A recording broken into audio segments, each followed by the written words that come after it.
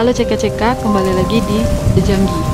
Hari ini kita akan bercerita tentang sebuah kisah nyata pada tahun 1912 yang berjudul Pembantaian Villisca X Murders House. Kejadian ini terjadi di sebuah kota kecil bernama Villisca di Iowa.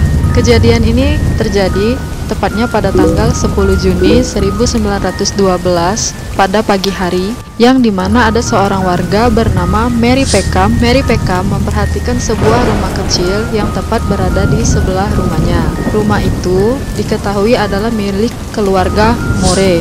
Mary Peckham tidak mendengar adanya aktivitas dari keluarga tersebut, karena biasanya keluarga tersebut sangat ramai oleh suara anak-anak. Mary Peckham pun mengetuk rumah tersebut, namun tidak ada jawaban. Ia berusaha untuk membuka pintu, namun pintunya masih terkunci. Mary kemudian mencoba untuk menghubungi Rose Moore, yaitu saudara laki-laki dari sang pemilik rumah.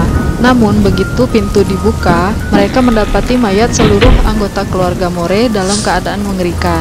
Pada saat malam hari, tepatnya tanggal 9 Juni 1912, keluarga Moore yang terdiri dari Josiah Moore, Sarah Moore, dan keempat anak mereka yaitu Herman, Mary, Arthur, dan Paul, serta dua orang anak perempuan yang ikut menginap di rumah keluarga Moore malam itu, yaitu Ina dan Lena, baru saja pulang dari menghadiri acara Hari Anak di gereja.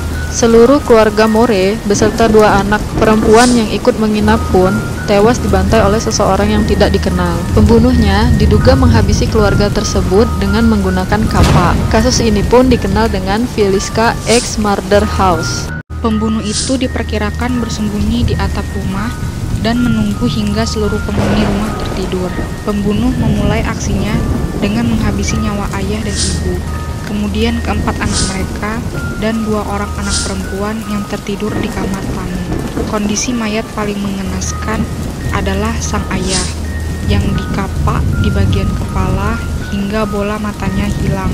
Diduga semua korban dibantai dalam keadaan tertidur, kecuali Lena yang diperkirakan terbangun dan sempat melakukan perlawanan pada pembunuh.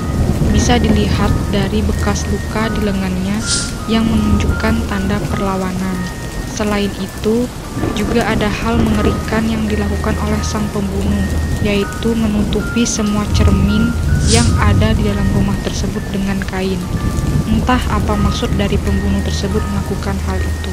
Kasus pembantaian Villisca X Murder House ini hingga hari ini masih menyimpan misteri dan ikut terkubur bersama dengan para korban pembantaian di malam kelabu itu. Tidak ada satupun orang yang dituntut atas peristiwa ini, walaupun terdapat beberapa nama yang dicurigai sebagai dalang dari pembantaian mengerikan ini. Mereka antara lain adalah Lynn George Jacqueline Kelly. Kelly baru saja tiba di Villisca untuk pertama kalinya pada pagi hari saat acara Hari Anak di gereja.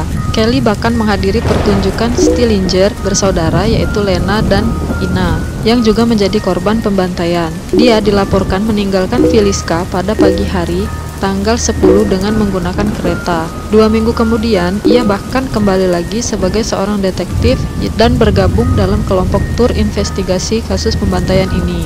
Yang kedua ada Frank Jones dan William Mansfield. Frank Jones adalah seorang senator dan juga pengusaha kaya raya. Joe Moore pernah bekerja untuk Jones, namun berhenti karena ingin membuka bisnis sendiri. Joe dan Jones pun kerap bersaing dalam bisnis.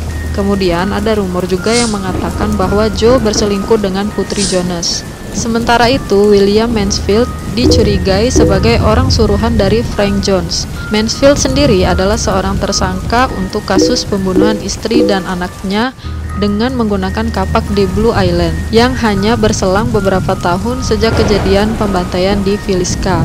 Kecurigaan itu timbul karena adanya kemiripan dalam kasus pembunuhan ini. Untuk memperingati 101 tahun kasus pembantaian ini, seorang filmmaker merilis sebuah film dokumenter yang berjudul The X-Men Enigma: The Real Life Inspiration Behind Sly Utterly.